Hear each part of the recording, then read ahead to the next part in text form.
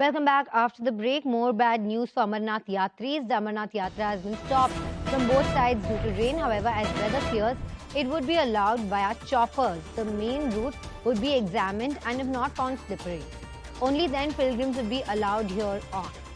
Now we're joined by Mufti, Islamic colleague, with more on this. A very good morning to you, Mufti. Right now, all routes are shut for Amarnath.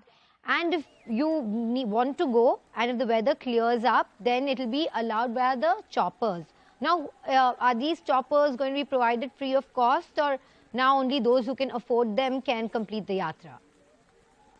To begin with, both the routes, that is the Baltal route as well as the Pahalgam route, they have been shut because it's raining continuously since morning, and authorities thought it wise that whoever is wherever, I mean, all those halt points, be it Pahalgam, Noonwan, Chandanwari, for that matter, Sheshnag, Baltal, Panchkarni, whoever is really assembled in these halt points, they've been told to stop till weather clears because it's been raining, as I said, since morning, and authorities thought it wise that there shouldn't be any kind of casualty, and they stopped the yatra temporarily. Whenever weather clears, the yatra will be allowed to go.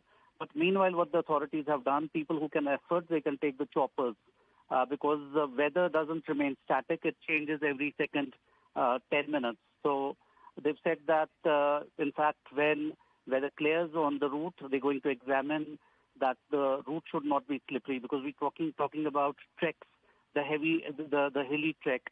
And if that route is found to be fit, then they're going to allow the yatris to move. As of now, we know that 1.62 lakh people have had darshan, and the authorities hope that 8 lakh people are going to perform darshan this year. We're almost in the middle of the yatra, and the yatra is for 43 days. Clearly, as of now, 18 days have passed, and we saw in between there was this huge casualty which occurred last week when 17 people perished in that cloudburst and flash flood. However, today authorities extremely vigilant that no such catastrophe should happen, and that's why they have halted pilgrims who intend to take yatra at different points.